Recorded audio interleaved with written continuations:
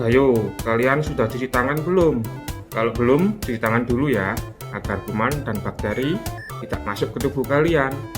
Sehat sekarang bukan hanya untuk kalian, tapi juga demi orang-orang di sekitar kalian. Oke, kalau sudah, kita lanjut videonya.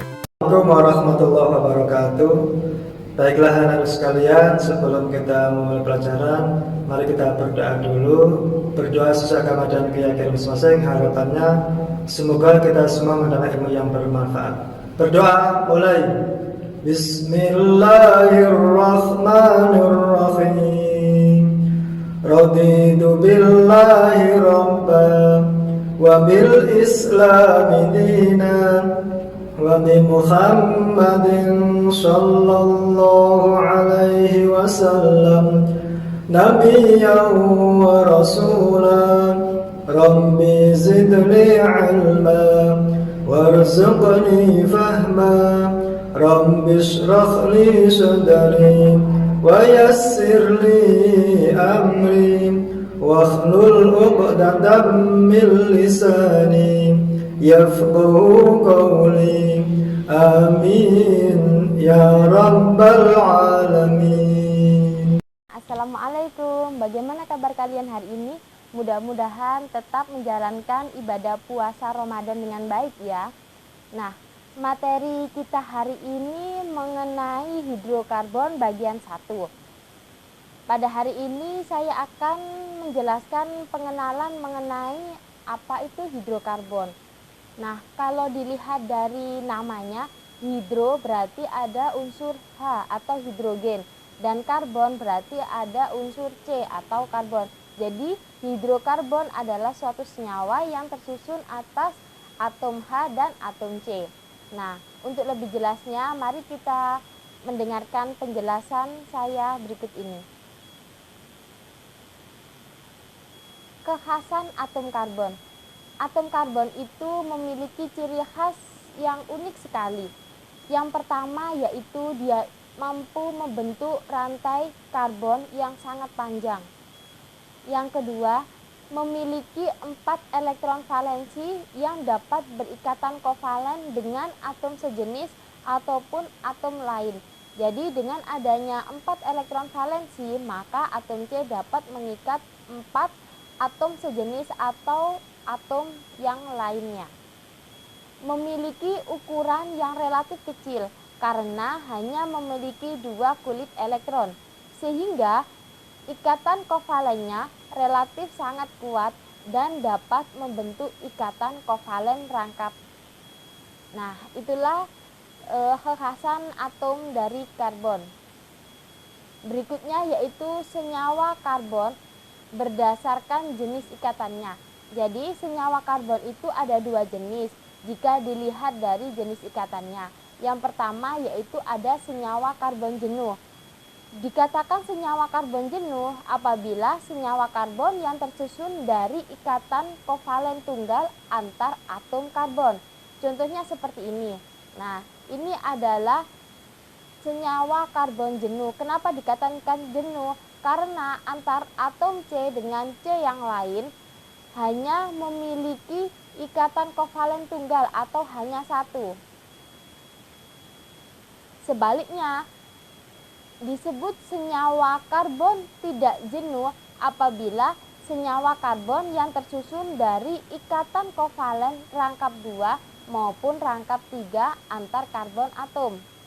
Contohnya senyawa alkena. Nah, ini ikatan antar atom C ada yang rangkap 2 ikatan kovalennya. Ini kovalen tunggal. Tapi di sini ikatan rangkap 2, berarti senyawa 1 butena termasuk senyawa karbon tidak jenuh. Contoh lain yaitu 1 butuna. Ikatan antar C ini rangkap 3. Kovalen tunggal. Karena ada yang ikatan rangkap 3, maka senyawa 1 butuna termasuk senyawa karbon tidak jenuh. Jadi bisa disimpulkan apabila ikatan antar atom C adalah ikatannya tunggal, maka dia termasuk karbon jenuh. Tapi kalau dia memiliki ikatan rangkap 2 maupun 3, maka dia disebut dengan senyawa karbon tidak jenuh. Rangkap 2, rangkap 3. Nah, bagaimana? Sudah jelas kan anak-anak? Selanjutnya, senyawa karbon itu juga bisa dibedakan berdasarkan bentuk ikatannya. Berdasarkan bentuk ikatannya dibagi menjadi 2, yaitu senyawa alifatik.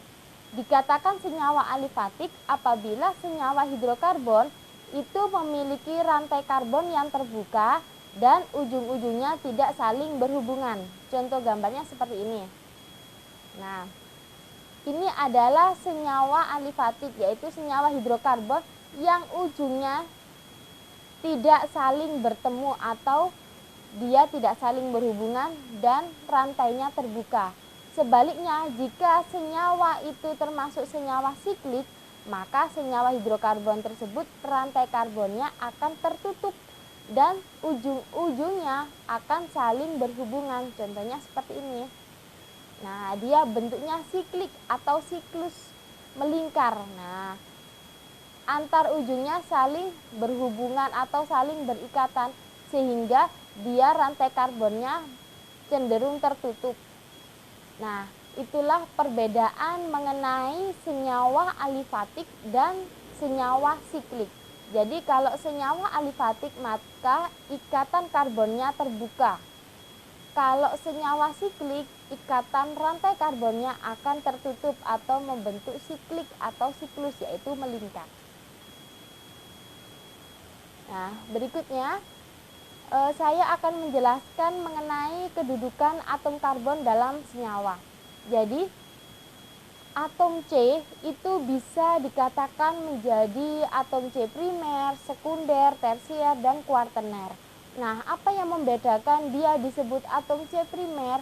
Dia dikatakan atom C primer jika atom C tersebut hanya mengikat satu atom C yang lainnya. Kalau atom C sekunder berarti dia akan mengikat 2 atom C lainnya. Atom C tersier maka C akan mengikat 3 atom C lain. Yang keempat yaitu atom C kuartener, yaitu apabila atom C mengikat 4 atom C yang lainnya. Nah, tadi kan sudah dijelaskan bahwa satu atom C itu memiliki 4 elektron valensi. Berarti dia mampu mengikat 4 atom lain ataupun atom C yang lain. Nah, jika digambarkan seperti ini. Mana saja yang termasuk atom C primer? Dia dikatakan atom C primer apabila hanya mengikat satu atom C yang lain. Maka yang disebut atom C primer adalah nih, yang ada tanda yang nomor 1. C ini disebut C primer karena dia hanya menggandeng satu atom C di sebelahnya. Begitu juga dengan di sini. Ada simbol 1 karena C ini adalah C primer. Dia hanya mengikat satu atom C yang lain. Ini ada simbol 1 berarti termasuk atom C primer karena dia mengikat hanya satu atom C yang lainnya. Nah, yang pojok juga seperti itu. Dia ada simbol 1 berarti termasuk atom C primer karena dia hanya mengikat satu atom C yang lainnya. Satunya mengikat satu atom C. Sedangkan 3 yang lain adalah mengikat atom H. Berikutnya, mana yang termasuk atom C sekunder? Kalian perhatikan yang ada identitas 2. Nah, atom C ini termasuk atom C sekunder. Kenapa? Karena dia mengikat 2 atom C yang lain, yaitu yang sebelah kiri dan yang sebelah kanan. Sehingga atom C ini dia dikatakan atom C sekunder karena mengikat 2 atom C. Begitu juga ini, dia mengikat 2 atom C, yang atas dan yang bawah, sehingga dia disebut atom C sekunder. Kita perhatikan yang ini, dia mengikat 1 atom C sebelah kiri dan 1 atom C sebelah kanan, maka dia disebut dengan atom C sekunder. Nah, apakah ada lagi? Sudah pas ya. Nah, kita perhatikan dengan atom C tersier, berarti dia harus mengikat 3 atom C yang lain. Mana yang ada identitas 3-nya? Nah, ini adalah atom C tersier. Dia mengikat 1 atom C sebelah kiri, dia mengikat 1 atom C sebelah kanan, dan dia mengikat 1 atom C di sebelah bawahnya. Jadi yang termasuk atom C primer, atom C tersier adalah ini, hanya 1. Yang terakhir adalah atom C kuartener. Berarti dia harus mengikat 4 atom C yang lain. Nah, ini adalah identitas dari C kuartener. Dia mengikat atom C atas 1. Dia mengikat atom C bawah 1. Berarti sudah ada 2 ya.